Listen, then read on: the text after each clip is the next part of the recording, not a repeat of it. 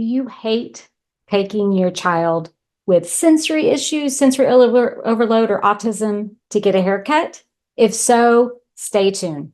My name is Tara Warwick. I'm an occupational therapist with over 25 years of working with children like yours who are struggling with haircuts. Okay, so haircuts can be a sensory overload for many children with autism or sensory processing disorder. The sounds, the smells, the feeling of scissors or clippers, or even the change in appearance can be overwhelming. But with the right strategies, we can make this experience much more manageable and even maybe enjoyable. So first and foremost, preparation is the key. Don't surprise them with the haircut.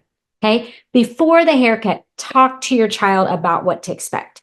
You can use social stories, which are simple visual narratives that explain each step of the haircut process.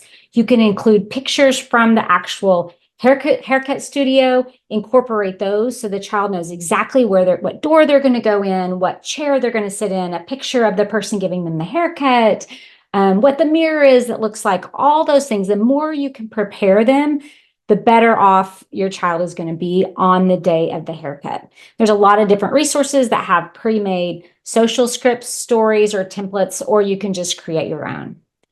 Another great tip is to practice at home.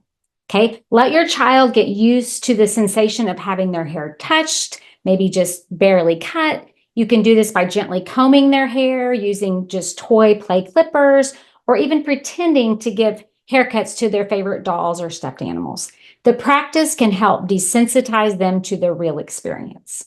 When it's time for the actual haircut, choose a sensory-friendly environment. You should probably go to that haircut studio before to kind of check it out.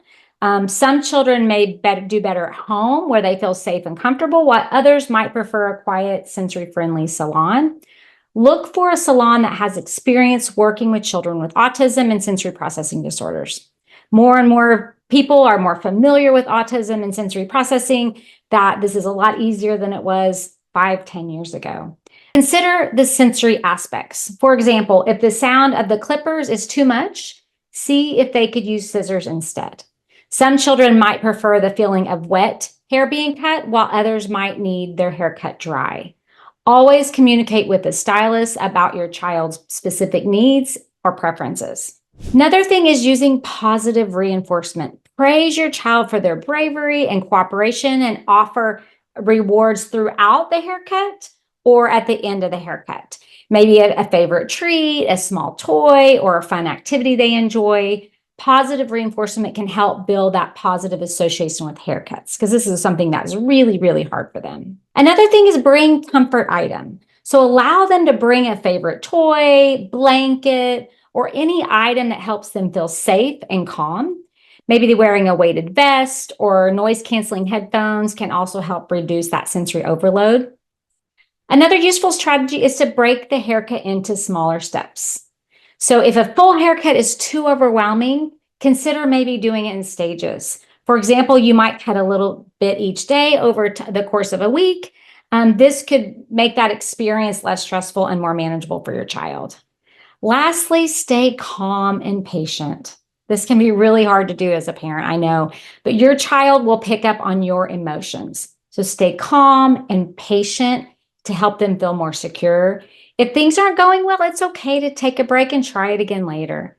The goal is to create a positive experience, even if it takes a few attempts to get through the entire haircut.